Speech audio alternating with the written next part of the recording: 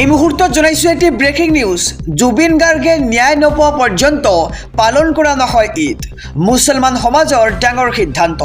এই মুহূৰ্তৰ খবৰ জনাইছো এক ডাঙৰ খবৰ।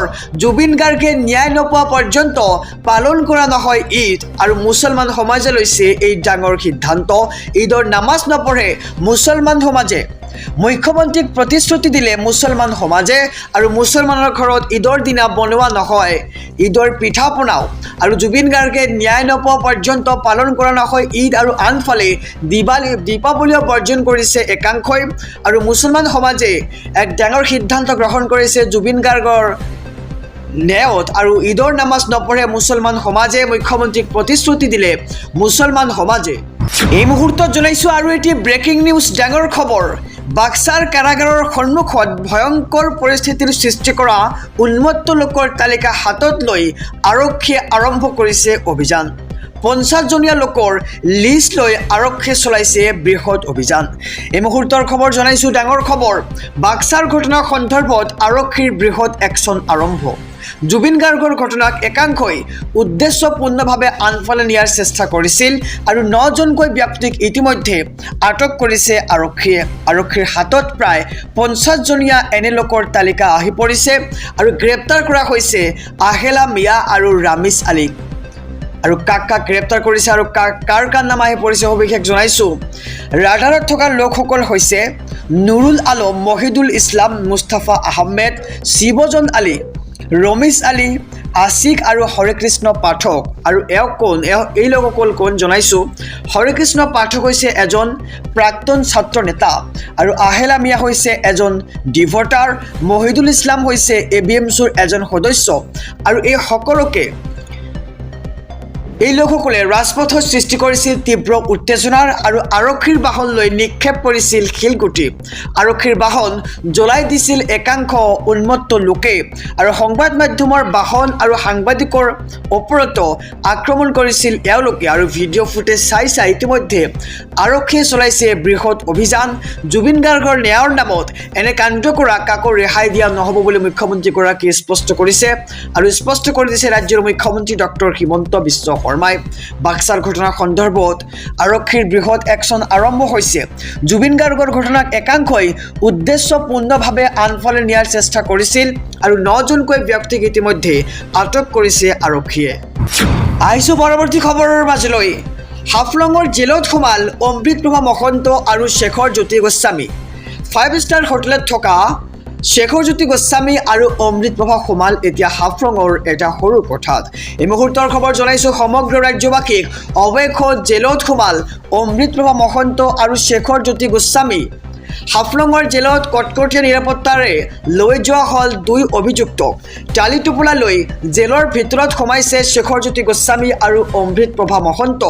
জেলত সোমায়ে কাৰাগাৰৰ কোঠা চাইছে শেখৰ জ্যোতি আৰু অমৃতপ্ৰভাই, কাৰণ তেওঁলোক হৈছে 5 ষ্টাৰত থকা লোক আৰু এতিয়া থাকিব লাগিব এটা জেলৰ সৰু কোঠাত।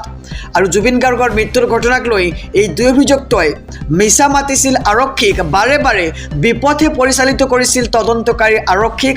আৰু শ্যামকুমাৰ মহন্ত আৰু সিদ্ধাৰ্থ শৰ্মাক ইতিমধ্যে ৰখা হৈছে বাক্সাৰ কাৰাগাৰত। আৰু আজি শেষ হৈছিল, অৰ্থাৎ যোৱাকালি শেষ হৈছিল অমৃতপ্ৰভা আৰু শেখৰ জ্যোতি গোস্বামীৰ SIT জিম্মাৰ ম্যাদ। অৱশেষত জেলত সোমাল অমৃতপ্ৰভা মহন্ত আৰু শেখৰ জ্যোতি গোস্বামী। হাফলঙৰ জেলত থাকিবলগীয়া হৈছে আৰু হাফলঙৰ জেলত কটকটীয়া নিৰাপত্তাৰে লৈ যোৱা হৈছে 2 অভিযুক্তক। আৰু টালি টোপোলা লৈ জেলৰ ভিতৰত সোমাইছে শেখৰ জ্যোতি গোস্বামী আৰু অমৃতপ্ৰভা মহন্ত। জেলত সোমায়ে কাৰাগাৰৰ কোঠা চাইছে শেখৰ জ্যোতি গোস্বামী আৰু অমৃতপ্ৰভা মহন্তই। আহিছো পৰৱৰ্তী খবৰৰ মাজলৈ। ৰাজ্যবাসীৰ বাবে আৰু এটি ডাঙৰ খবৰ। জুবিন গাৰ্গৰ ন্যায়ৰ বাবে 23 তাৰিখৰ পৰা বিজেপিয়ে আৰম্ভ কৰিব পজিটিভ আন্দোলন, যি আন্দোলনৰ নাম ৰখা হৈছে ময়ো জুবিন আমিও জুবিন।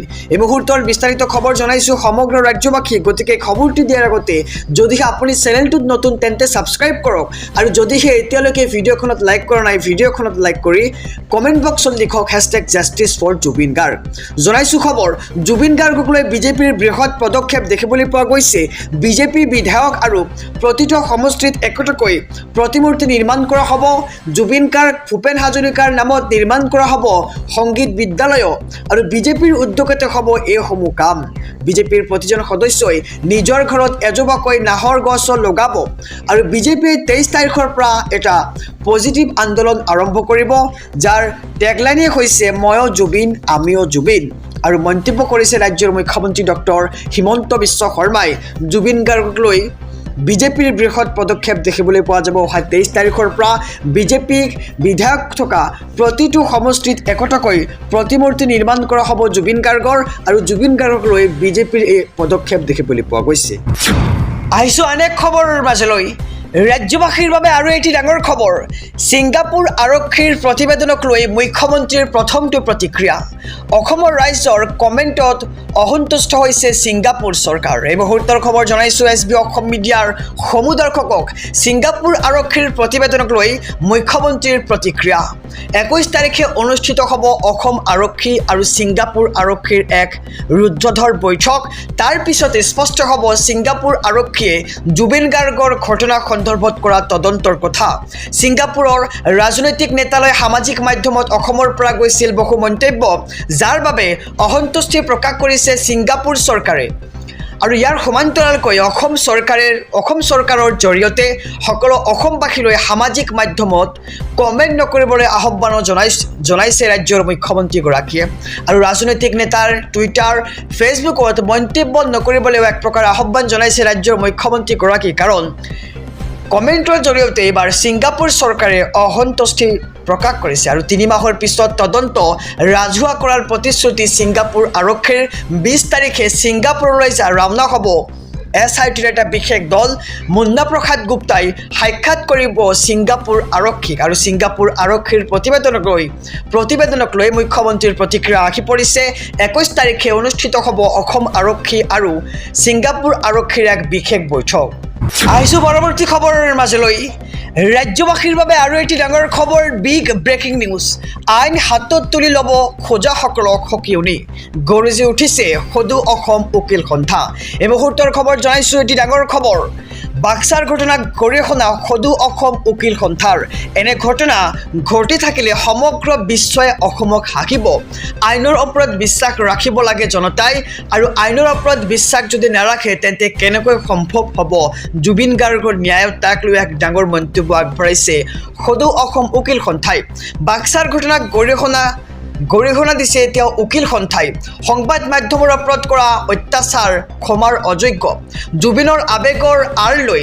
ৰাজনীতি নকৰিবলৈ সকলোকে আহ্বান জনাইছে আৰু ৰাজ্যৰ শেহতীয়া ঘটনাক লৈ গৰজি উঠিছে সদু অসম উকিল সন্থাই নিৰ্দিষ্ট সীমাৰেখাৰ ভিতৰতহে সমাধানৰ চেষ্টা কৰিব লাগে কোনো ঘটনা আৰু সীমাৰেখা চেৰাই গ'লে আইন শৃংখলা বিঘ্নিত হয় আইন হাতত তুলি লোৱাটো জুবিনৰ আদৰ্শ কেতিয়াও হ'ব নোৱাৰে সমগ্ৰ ঘটনা তৃতীয় পক্ষ থকাৰ সন্দেহ প্ৰকাশ কৰিছে সদু অসম উকিল সন্থাই অসমক নেপাল বনাব খোজাসকলক সকিয়নি প্ৰদান কৰা হৈছে আৰু আছামীৰ পক্ষত শুনা আৰু সুৰক্ষা দিয়াটো চৰকাৰৰ দায়িত্ব বাক্সাত আছামীক লৈ যোৱাৰ কাৰণ হেয়াই আছিল আৰু এনেধৰণৰ প্ৰতিবাদ হ'লে বিশ্বৰ সন্মুখত লাজ পাব সমগ্ৰ অসমে বাক্সাৰ ঘটনা গৰিহণা এইবাৰ সদু অসম উকিল সন্থাৰ এনে ঘটনা ঘটিয়ে থাকিলে সমগ্ৰ বিশ্বই অসমক হাঁহিব এয়া জুবিনৰ আদৰ্শ কেতিয়াও হ'ব নোৱাৰে বুলি মন্তব্য কৰিছে সদু অসম উকিল সন্থাই